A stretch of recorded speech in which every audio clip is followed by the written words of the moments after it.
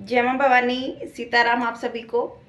तो कैसे हैं आप सभी? आशा करते हैं आप सभी अच्छे होंगे, स्वस्थ होंगे और मस्त होंगे। माँ भगवती, माँ जगदम्बा, महाकाली की कृपा आप सभी के ऊपर बरस रही होगी और निरंतर बरस रही होगी। तो दोस्तों, स्वागत है आपका हमारे YouTube चैनल महादेवी में। तो आज जो हम जानकारी लेके आए हैं वो लेके आए हैं साधना के विषय में।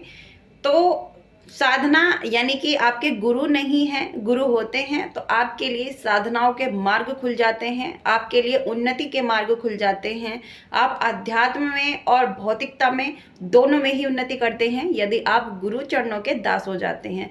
यदि आपको गुरु दीक्षा हो जाती है, यदि आपके पास गुरु मंत्र होता है तो आपके पास जो है आध्यात्मिक और भौतिक दोनों ही चीज़ों के रास्ते खुल जाते हैं। आप दोनों ही क्षेत्र में उन्नति करते हैं।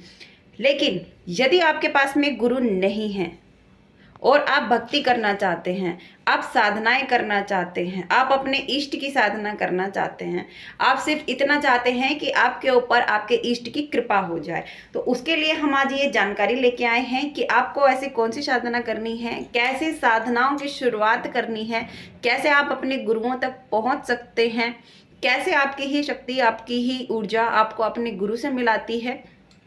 तो आज जो हम जानकारी लेके आए हैं वो लेके आए हैं इसी विषय पर कि जब आप साधना करें तो कहाँ से शुरुआत करें। यदि आप पूजा पाठ करते हैं तो कहाँ से शुरुआत करें। बहुत से बच्चे ऐसे हैं जिनका भाव जागता है कोई वीडियो देखकर, कोई रील्स देखकर, या फिर कोई उन्होंने किसी का कोई प्रवचन सुना है। ऐसा बहुत बार होता है कि जिन्होंने कभी किसी की आराधना नहीं की है, कभी किसी देवता की या देवी की भक्ति नहीं की है, लेकिन अचानक से उनके जीवन में एक ऐसी घटना होती है या फिर एक ऐसा मोड़ आता है कि या तो उनका जो किसी के मुख से वो जो है अपने इष्ट की कथा सुनते हैं, या फिर किसी अच्छे संत से प्रवचन सुनते हैं, या फिर कोई रील्स देखकर उनको कोई भाव जागा है, या फिर कोई ऐसी वीडियो उनके सामने आई है जिसको देखकर उनको लगा है कि हाँ मुझे पूजा पाठ करनी है, मुझे भी भक्ति करनी है। या फिर ऐसा होता है कि जब आप ज़िंदगी में हार मान जाते हैं, जब आपके लिए सारे रास्ते बंद हो जाते हैं, तो आपको फिर उस समय याद आती है कि इस ब्रह्मांड में कोई ऊर्जा है, कोई शक्ति है जो इस पूरे संसार का संचालन करती है, जो आदिशक्ति भवानी है, माँ जगदम्बा है। जब आपको अपनी माँ की याद आती है तो आपका जो मन है, आपका जो जुड़ाव है, ऑटोमेटिक ही आपके इष्ट की तरफ जुड़ जाता है। तो उस समय आपके मन में सिर्फ एक ही भाव आता है कि मैं भी सेवा करूं, मैं भी भक्ति करूं, लेकिन कहाँ से करूं ये समझ नहीं आता है। शुरुआत में सबके साथ में यही प्रॉब्लम होती है कि हमें करना क्या है। फिर आप ऐसे देखते हैं कि आपने गूगल खोला है कि कहाँ से शुरुआत करें, कोई कुछ बता रहा है, कोई कुछ बता रहा है, कोई कुछ बता रहा है। बहुत सारी रील्स आप देख चुके हैं, बहुत सारी वीडियो आप देख चुके हैं, आपको कुछ समझ में नहीं आ रहा है कि कहाँ से शुरुआत करनी है।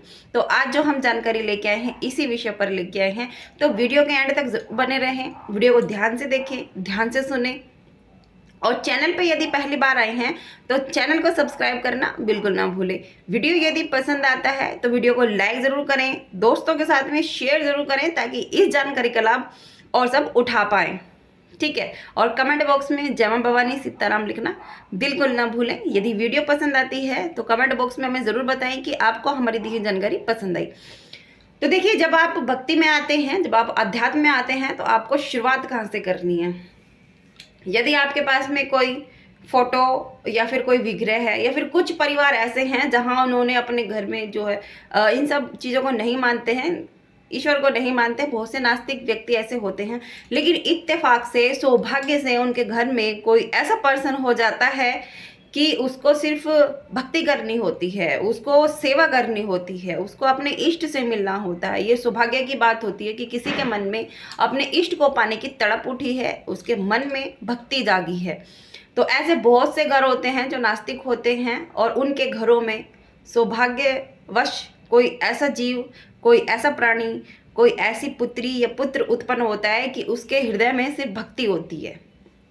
तो ऐसे बहुत से घर होते हैं। अब उसमें प्रॉब्लम क्या आती है कि यदि वो किसी भी देवी देवता की भक्ति कर रहे हैं तो घर वाले नहीं करने देते हैं, तो उनके साथ में ये समस्या खड़ी हो जाती है। लेकिन जब आप अपने इष्ट की तरफ बढ़ते हैं तो आपके लिए अपने आप ही आपके इष्ट रास्ते खुलते चले जाते हैं। तो यदि आप ये वीडियो देख रहे हैं तो हम आपको वो तरीका बताएंगे जिसमें आप शुरुआत कर सकें अपनी पूजा की, अपनी भक्ति की। तो जब यदि आप साधना करना चाहते हैं, आपने कभी साधना नहीं की, आपको नहीं पता साधना कैसे करते हैं, आप सिर्फ भक्ति करना जानते हैं, आपको पता है कि आपको सिर्फ अपने इष्ट की भक्ति करनी है, मंदिर जाना है, परिक्रमा लगानी है, दीपक लगा के आना है, धूप लगा के आना है, तो यदि आप ऐसा कर रहे हैं और अब आपका जो भाव है वो ऐसा आया है कि आपको भी साधना करनी है, आपको भी जो है अपने इष्ट से जो है जुड़ाव करना है, कनेक्शन बनाना है, तो यदि ये भाव आपके अंदर आया है तो बहुत बहुत अच्छी बात है, क्योंकि साधना में हर कोई व्यक्ति नहीं जा पाता, और यदि कोई जा रहा है तो उसके ऊपर उसके इष्ट की, उसके गुरुओं की बहुत बहुत विशेष कृपा होती है जो साधनाओं में आगे बढ़ता है। तो आपको शुरुआत कहाँ से करनी है? आपको शुरुआत करनी है गणेश जी से, ठीक है, जिनके गुरु नहीं हैं। ये वीडियो मैं उनके लिए बना रही हूँ जिनके गुरु नहीं है, लेकिन उनका जो भाव है साधना करने का है, और वो कंफ्यूज इसलिए हैं कि उनको शुरुआत कहाँ से करनी है, कैसे करनी है। माला जपने का मन करता है लेकिन उनको ये पता ही नहीं है कि माला को कैसे जपना है, शुरुआत कहाँ से करनी है, किस तरीके से करनी है। तो ये वीडियो उन्हीं बच्चों के लिए है। तो आपको शुरुआत कहाँ से करनी है? आपको सबसे पहले गणेश जी की साधना करनी है। साधना करने का मतलब है खुद को साधना, अपनी इंद्रियों को साधना, अपने मन को साधना, अपने बुद्धि को साधना, अपने दिमाग को साधना। तो साधना का मतलब ही ये है कि अपने आप को साधना। साधना ये नहीं कि आपने किसी देवता को साध लिया है या फिर आपने किसी देवी को साध लिया है। साधना यानी कि खुद को साधना, ठीक है। तो आपको जो सबसे पहले साधना करनी है वो करनी है गणेश जी की। यदि आपके पास में गुरु हैं तो फिर तो आपके मार्ग अपने आप ही खुल जाते हैं। तो गुरु आपको अपने आप ही आपका मार्गदर्शन करते हैं, आपको आगे कौन सी साधना करनी है, कैसे करनी है, क्या नियम होते हैं, वो आपको खुद ही बताएंगे। लेकिन जिनके गुरु नहीं हैं उनके लिए जो है आपको सबसे पहले गणेश जी की साधना करनी है। गणेश जी की साधना यानी कि ओम गण गणपते नमः। आप इस मंत्र से गणेश जी की साधना करें। 11 दिन की, 21 दिन की आप ये साधना उठा सकते हैं, लेकिन कम से कम आप ये साधना 11 दिन की उठाएं। वो विघ्नहर्ता हैं, वो रिद्धि सिद्धि के दाता हैं, प्रथम पूजनीय हैं श्री गणेश। तो आपको सबसे पहले श्री गणेश की साधना करनी है। ये साधना करने से आपके जीवन में आ रहे कष्ट, आपके जीवन में आ रहे विघ्न और आपके रुके हुए काम बनने लगते हैं।